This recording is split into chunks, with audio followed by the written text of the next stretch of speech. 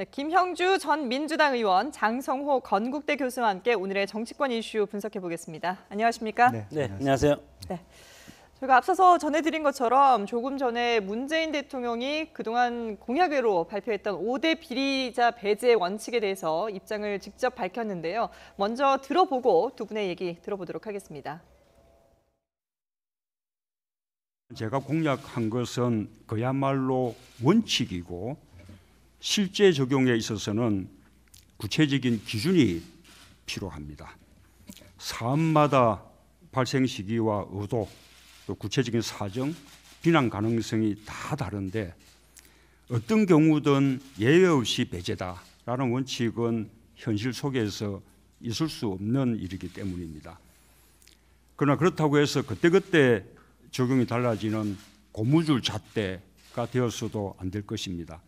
그래서 구체적인 적용 기준을 객관적이고 투명하게 마련해 둘 필요가 있습니다. 네, 문재인 대통령이 후보 시절에 밝혔던 내용은 원칙이고 거기에 대한 이제 세부 기준을 마련을 해야 된다라는 얘기인데 그러면서 이 자신의 공약이 후퇴하거나 약속을 지키지 못하는 것은 아니다라고 얘기를 했거든요. 예, 기본적인 원칙은 지키겠다. 네. 이렇게 얘기하면서 기본적으로는 사실은 이제 시스템 개혁도 포함되어 있는 건데 본인 말씀은 이번의 경우에는 인수위가 없었기 때문에 그런 시스템 개혁을 할 수 있는 시간적 여유가 없어서 사실은 사전 검증이 굉장히 부실할 수 없다. 밖에 없었다라고 네. 하는 부분이고 또 이런 5개 원칙이 있다 하더라도 모든 경우에 이런 조금만 어긋나면 다 배제한다. 이런 거는 현실적이지 못하다. 그렇기 때문에 어느 정도 수준이냐 이 5개 따라에 있어서도 그런 기준들을 좀 구체적으로 마련하겠다. 그런 네. 방안에 대해서는 인사수석과 민정수석 그리고 뭐 여러 가지 정부에 있어서 중앙공무원 어떤 인사처라든지 새로운 어떤 방식을 통해서 그동안에 사실은 국회에서 수많은 말하자면 그 청문회법에 대한 그 새로운 수정안들이 많이 계류되어 있습니다. 네네. 이제 그런 데 있어서도 사실 미국식으로 따라간다라면 대통령이 먼저 지명하면 거기에 따라서 어떻게 검증하는 차원이 아니라 우리도 빨리 이 사전에 미리 후보군을 만들어 놓고 그 중에 검증된 상태에서 일정한 대통령에서 그것을 받아들이는 형태의 시스템으로 가는 과정이 필요한데 지금은 시간상으로 그것이 부족하다 이제 그런 말씀이고 사실은 뭐 국정기획자문회에서 할 일도 아니죠. 원칙적인 의미에서 어쨌든 빠른 시간 내에 이 5개 원칙을 지키는 선에서의 수준과 기준을 빨리 만들어낼 부분이고 다만 지금 현재 인사청문회를 하고 있는 분에 대해서는 폭넓게 용해해 달라, 말하자면 양해해 달라 이런 말씀을 하신 것입니다. 다만 그럼에도 불구하고 진일보한 것은 어쨌든 인사청문회법에 대한 어떤 준용은 2000년부터 시작됐지만 장관이 청문회가 되는 것은 2005년부터 됐기 때문에 2005년부터 시작된 인사청문회법에 대한 그걸 기준으로 삼자. 위장 전입의 경우에. 네, 위장 전입의 경우에 이제 그렇게 될 것 같고요. 다른 부분은 그 기준을 상관이 없지 않습니까? 예를 들면 번역이라든지 세금 탄루라는 논문 조작 같은 거는 어느 시점에서도 그것은 국민으로부터 말하자면 문제가 되는 거죠. 예, 문제가 되는 부분이니까 위장 전입 부분만 한시적으로 좀 그런 선을 긋자라고 그렇게 말씀하신 것입니다. 위장 전입에 대해서 2005년 7월을 기준으로 해서 그 이전에 행한 위장 전입의 경우는 인용 좀 어느 정도 허용을 하고 넘어가되 단 부동산 투기의 경우에는 그마저도 허용하지 않겠다 이런 입장이잖아요. 글쎄 원칙의 문제라고 대통령께서 말씀을 하셨는데 원칙은 시기나 방법이나 정황이나 이런 거에 대해서 제한이 있으면 안 되고 누구나 똑같이 적용해야 되는 것이 저는 원칙이라고 생각을 하는데 대통령께서는 참 이 반칙과 특권 없는 5대 비리 대상자는 공직에 임명하지 않겠다. 이런 어떤 천명한 것은 앞으로 참 어떤 경우에도 대통령한테 큰 상처가 될 가능성이 상당히 크고 당장 이것에 대해서 새누리당 아니 한국당이 뭐라고 하겠습니까? 소구비법은 안 된다고 하면 또 어떻게 할 것이며 물론 국회에서는 과반의 출석과 과반의 찬성으로 통과는 되겠지만 그럼에도 불구하고 대통령의 상처는 이것이 계속 이어질 가능성이 있지 않겠습니까? 어차피 인사는 만사고 결국 대통령 혼자 끌고 가는 것이 아니고 내각이 일단은 구성이 돼야 되는데 위장 전입이 나오지 않더라도 세금 탈루나 부동산 문제, 병역 이런 것들이 나오면 훨씬 더 야당의 공세는 훨씬 더 이제 강하게 나올 가능성이 상당히 크고 이것을 어떻게 보면 대통령께서는 정말 적폐청산이라는 이런 개혁적인 정권이 되기 위해서 자신감 있게 표현을 했는데 지금 막상 뚜껑을 열어보니까 그것이 아니지 않습니까? 그렇기 때문에 지금 이것을 뒤늦게 상호 보완적인 어떤 입법 조치를 하면서 하지만 네. 국민들 보기에는 그래도 뭐 여론적 지지는 높지만 그래도 조금 마음 한쪽으로는 좀 어떻게 가슴 아픈 그런 모습이 보인다고 볼 수 있습니다. 그러면 지금 이 대통령의 발언을 과연 야권에서는 어떻게 받아들일 것이냐 이것도 중요한 문제가 될 텐데 네. 앞서서 야권에서는 대통령이 직접 나서서 사과해라 이렇게 요구를 했습니다. 자, 그럼 지금 먼저 교수님께 여쭤볼게요. 네. 보실 때 이게 야권에서 볼 때 사과라고 볼 수 있겠다 싶으신지 어떻게 보십니까?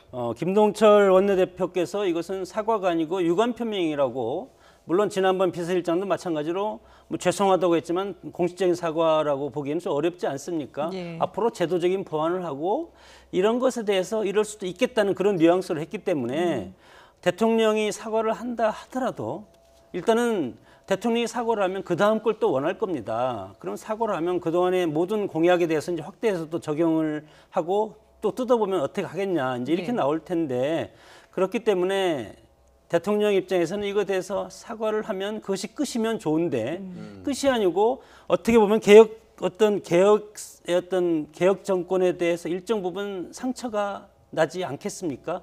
이런 것들이 저는 가장 큰 문제라고 봅니다. 네, 의원님 보실 때는 어떠세요? 사실은 좀 애매한 부분은 있죠. 이렇게 모두 수석 보좌관 회의에서 모두 발언을 한 것이기 네. 때문에 이제 그럼에도 불구하고 기본적으로 전체적으로 청문회의 제도의 부실이라든지 시스템의 문제 이게 복합적으로 걸려져 있고 위장 전입의 문제는 분명히 되죠. 주민등록법상의 위반이고 또 300만 원 3년 이하, 1,000만 원 이하의 어떤 벌금형에 대한 실준법입니다만은 예를 들어 김상조 말하자면 공정거래위원회 그 후보의 경우에는 사실은 17일 정도 1차 위장 전입을 했고요. 뭐 그런 부분이 있었고 두 번째는 외국에 체류하는 기간 동안에 주소지 옮긴 거란 말이죠. 그래서 그런 부분에 대해서 국민들이 물론 현재 법적인 위반이라고 하는 것은 위중하게 받아들여야 됨에도 불구하고 경우에 따라서 사실은 이것이 과야말로 말하자면 공정거래위원장으로서의 과연 도덕성 위반이냐 하는 데 대한 논란이 있습니다. 그래서 지금으로서는 그런 정도로 국회가 받아주시는 게 좋을 것 같고요. 또 앞으로 장관 청문회 과정에서도 여러 가지 사안들이 나는데 더욱더 말하면 현재로 보면 지금 비서관이라든지 앞으로 차관 인사도 지금 다시 조율하고 있지 않습니까? 좀 더 높은 내부적으로 눈높이로 기준을 삼겠다는 의지로 대통령이 어떤 이 일을 재발 방지한다는 의미로 받아들였으면 좋겠다는 생각입니다. 일단 뭐 저희가 앞서 전해드린 것처럼 국민의당 같은 경우에는 대승적인 차원에서 이제 협조를 하겠다라는 입장이고 바른정당도 좀 의견을 이제 모으고 있는 상황이지만 자유한국당 같은 경우에는 아직까지도 충분하지 않다 이런 입장인 것 같아요. 자유한국당은 좋은 어떤 소재를 지금 잡지 않았습니까? 공격의 빌미를 잡았다. 공격의 빌미를 잡았다기보다도 과거에 자신들이 당했던 그런 청문회의 아픔 이것이 지금 복귀하고 있을 가능성이 상당히 크고 야당 입장에서는 정권을 도울 입장도 있지만 국민들이 부여한 것은 정부 여당을 강하게 견제하고 그리고 감시하는 기능을 부여해 주지 않았습니까? 네. 이런 야당의 어떤 임무 이것을 한국당이나 바른정당은 충실히 수행할 의무가 있다고 봅니다. 물론 여기에서 국민의당이 이거에 대해서 뭐 선제적으로 해서 지금 동의해 주겠다 이렇게 한 것도 나중에 보면 야당의 선명성을 일정 부분 리스크 상처를 입고 지금 국민의당이 이렇게 하는 거기 때문에 과연 이것이 나중에 여론적 지표로 어떻게 나올지 그리고 앞으로 다른 장관 청문회 할 때 또 이런 문제가 계속 반복되지 않겠습니까? 이렇게 반복됐을 때 그 다음에는 또 어떻게 할 것인지 일단 총리가 임명된다고 하면 총리는 위장 전입을 했음에도 임명한 사람 이렇게 되면 그럼 총리가 지금 적폐청산의 최선봉에 서서 대통령을 대신해서 칼을 휘두르야 될 위치인데 명분이 좀 떨어지고 있어요. 명분이 상당히 약화될 가능성이 크고 국민들이 원하는 문재인 정권은 적폐청산을 하라는 겁니다. 그래서 50년 묵은 때를 깨끗이 벗어버리고 그리고 새로운 대한민국을 하라는 건데 출발부터 이렇게 되면은 선명성 있는 정부의 어떤 그런 것이 어두운 그림자가 드리워질 수밖에 없지 않겠습니까? 이런 것들이 저는 참 어떻게 보면 가슴 아픈 그런 장면이라고 생각합니다. 지금 야권에서 앞으로 어떻게 반응을 할지 이 부분에 대해서 저희가 좀 전망을 해보고 있는데 오늘 아침에 국회의장과 또 사당 원내대표가 함께 만났습니다. 이 분위기를 보면 좀 전망을 해볼 수도 있지 않을까요? 먼저 보고 얘기하겠습니다.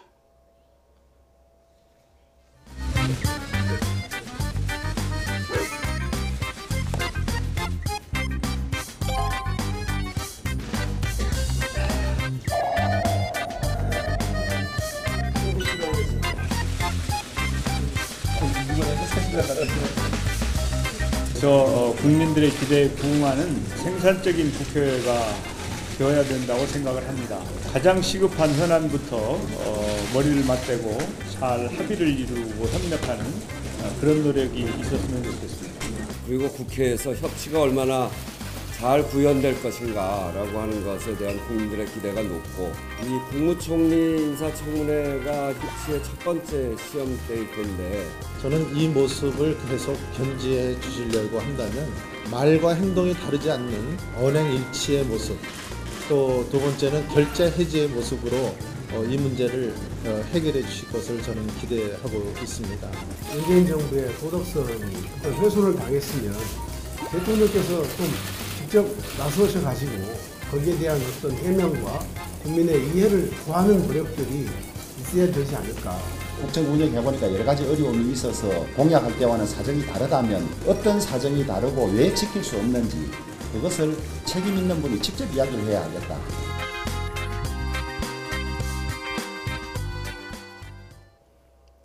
네, 오늘 이 얘기들을 보면 일단 대통령이 나서라 이렇게 요구를 했던 것 같은데 대통령이 나섰어요.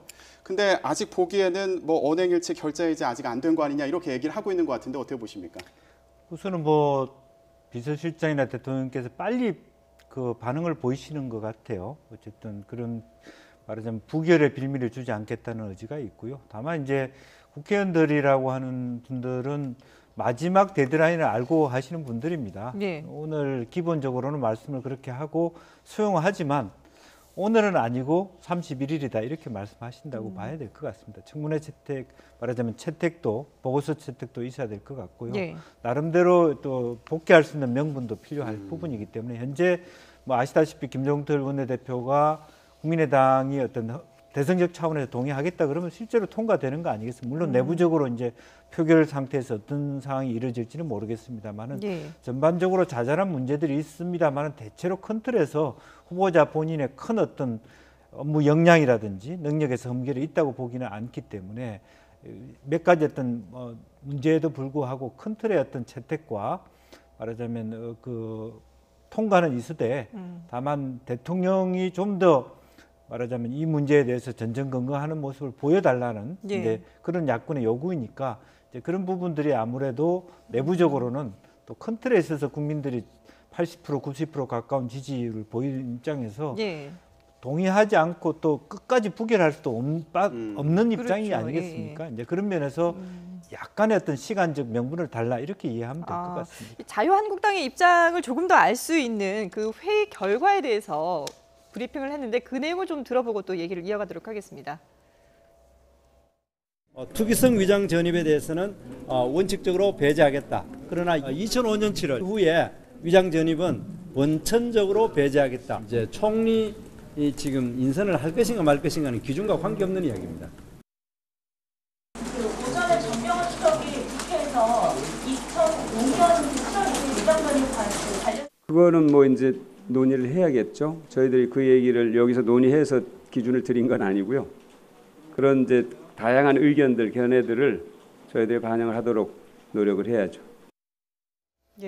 2005년 이후의 위장 전입에 대해서는 철저하게 검증을 하겠다, 배제를 하겠다라고 어느 정도 기준을 밝힌 부분에 대해서 자유한국당에서는 뭐 앞서 장 교수님도 잠깐 그런 언급을 하셨는데 이번 총리 인선과는 동떨어진 얘기다. 그러니까 총리 인선부터 과연 이걸 적용을 할 것인지 아니면 이후의 인선에 대해서만 이런 원칙을 적용을 할 것인지 이 부분이 조금 아직까지는 정리가 안 된 것 같아요. 소급입법 금지라는 것도 있지 않습니까? 자유한국당 입장에서는 이 기회에 전국 주도권을 완전히 회복해서 일단 정권 출범부터 문재인 정권에 대해서 각을 세우고 야당의 위치를 국민들한테 확실하게 각인을 시키겠다는 그런 정치적 노림수도 있는 것 아니겠습니까? 그것이 이제 정치의 어떤 원리인데 그럼에도 불구하고 저는 가장 큰 지금 문제가 그 개혁적 이미지에 상처가 나는 것이 저는 가장 큰 이미지라고 봅니다.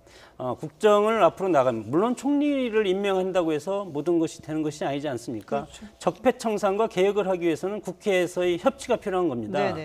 장관 인사를 하는 것은 협치가 필요 없다고 봅니다. 이것은 원칙의 문제고 대통령께서 원칙의 문제를 말씀을 하셨는데 이 원칙은 여당과 야당이 그냥 표를 줘서 그냥 찬성해 주는 것이 아니고 문제가 있고 원칙 기준이 있으면 그거에 대해서 일관된 기준으로 적용을 해야 되는 것이지 이것이 협치가 아니라고 보고 물론 앞으로의 협치는 장관 인사청문회에서 장관이 국민의당의 찬성으로 통과가 된다면 앞으로 한국당 입장에서는 개혁입법에 대해서 전혀 찬성하지 않고 강경투쟁으로 나올 가능성이 상당히 크지 않겠습니까? 그렇기 때문에 이낙연 총리가 총리가 되는 것이 중요한 것이 아니다. 앞으로 협치가 앞으로 한국당을 끌어들이기는 상당히 어렵고 심지어 더 나가면 장외투쟁까지 할 수 있지 않겠습니까?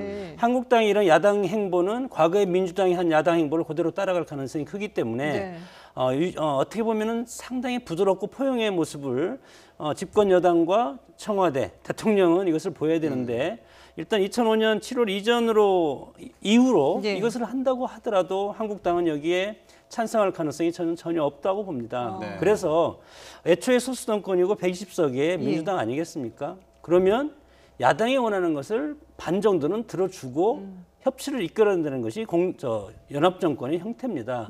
이런 상황에서 그런 것을 하지 않고 이런 규정을 내가 또 만들어서 시행하겠다 하면은 야당의 반발을 훨씬 더 그리고 어떤 야당이 반발할 수 있는 소재를 하나 더 던져주는 그런 모습이 되기 때문에 국민을 위해서는 국회가 안정적으로 해서 개혁입법을 해야 되죠. 그래서 그런 측면에서 정부 여당 노력을 해야 된다고 봅니다.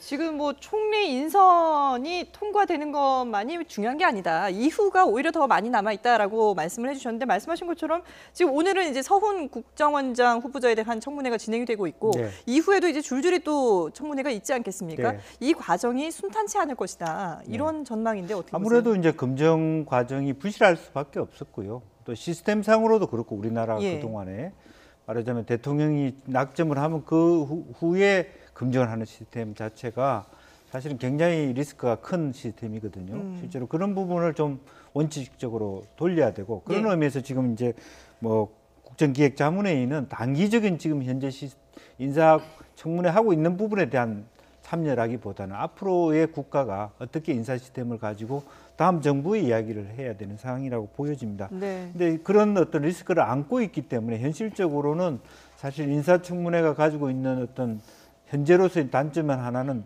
국정 공백이 길어질 수 있다는 거예요. 그동안의 탄핵 여건 속에 상당히 긴 국정 공백이 있는데 사실은 인사를 철저하게 검증할 수 있는 시스템과 시간적 여유가 주어지지 않는 상태에서 현실성 있는 후보를 완벽한 5가지 원칙에 위배되지 않는 후보를 찾기가 상당히 어렵다는 게 대통령의 호소였고 그렇다면 노력하는 부분은 원칙은 그대로 지키겠다는 측면에서 말하자면 야당도 주장할 것은 주장하되 이렇게 나름대로 원칙을 말하자면 받아들이면서 가야 된다고 생각합니다. 다만 그럼에도 불구하고 국민들의 눈높이에서 앞으로 나오는 어떤 장관도 실제로 5가지 여지에서 우리가 생각하지 못했던 위중한 범죄가 있으면 분명히 그걸 채택하지 않아야죠. 대통령도 그런 말하자면 리스크를 감수해야 된다고 봅니다.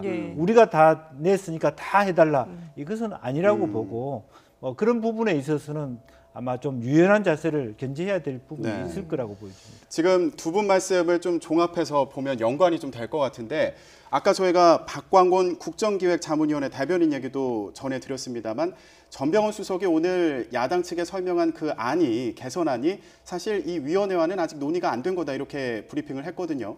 이런 걸 보면 좀 정부에서도 마음이 좀 급한 게 아닌가, 지금 불안해서 좀 빨리 설득하려고 나선 게 아닌가 싶기도 한데 어떻게 그렇게 보지는 않습니다. 왜냐하면 국정기획자문회의라고 하는 것이 다음 정부가 가지고 있는 시스템에 대한 논의를 하는 거예요. 지금 당장의 컨트롤 타워가 아니라는 말입니다. 그렇기 때문에 지금 현재 가이드라인은 현재의 인선 기준에서 얘기를 하고 보다 포괄적으로 장기적인 관점에서 국정기획자문회의가 논의해두고 모아달라. 이건 좀 더 시간적으로 뒤에 이루어지도 되거든요. 그렇기 때문에 지금 현재 대통령이 계시는 청와대 논의를 마치 국정기획자문회에 보고해서 서로 입을 맞춰야 되는 그런 필요는 없다라고 보여집니다. 국정 공백이 우려되겠죠. 지난 6개월 동안 박근혜 정권의 탄핵 국면이 이어지고 그리고 보궐선거성 대통령 선거에서 문재인 정권이 출발한 지 2주 정도 지나지 않았습니까? 네. 대통령 입장에서는 누구보다도 마음이 바쁘리라고 생각이 듭니다. 그러나 인사를 아무나 할 수는 없는 것 아니겠습니까? 그렇기 때문에 국정 공백이 우려돼도 네. 국회 표결은 자유한국당이 같이 들어가서 해야 된다고 봅니다. 예. 자유한국당이 표결에 불참하거나 채택서에 불참하면 시간이 걸릴지라도 이거에 대해서 보류하고 설득과 타협을 하지 않으면 앞으로 국정이 상당히 어려워질 가능성이 크다. 자유한국당은 지난 정권의 여당이었지만 제1야당 아니겠습니까? 제1야당이 동의하지 않는 국무총리를 임명한다는 것은 그것은 앞으로 상당히 큰 리스크를 안고 출발하는 것이다. 이런 상황 때문에 자유한국당을 설득해서 표결까지는 유도해야 될 임무가 정부 여당한테 있다고 봅니다. 예. 네. 자, 그럼 총리 인선은 그렇게 뭐 표결까지 일단은 갈 것이라고 예상이 되는데 오늘 지금 열리고 있는 서훈 국정원장 후보자에 대한 네. 이 청문회 결과, 글쎄 뭐 비공개로도 지금 많이 진행이 되고 있기 때문에 내용이 전해지는 것들을 보면은 사실 문재인 대통령이 주장했던 것과는 좀 다른 입장을 보이기도 하고요. 또 재산 문제가 지금 또 거론이 되기도 하고 전반적으로 통과 여부 어떻게 보십니까? 두 번째 뭐 지금 인사청문회인데. 오전까지만 봤는데 물론 예. 비공개가 있기 때문에 네네. 어떻게 될지 모르겠습니다. 여러 가지 다양한 문제가 지금 논의는 그러게요. 되고 예. 있어요. 그런데 이제 실제로 뭐 재산 형성 과정에서 본인은 법적인 문제는 없다 이렇게 얘기를 하고 있고요. 또 뭐 자문료의 문제는 또 해명이 돼야 될 부분이 있는 것 같습니다.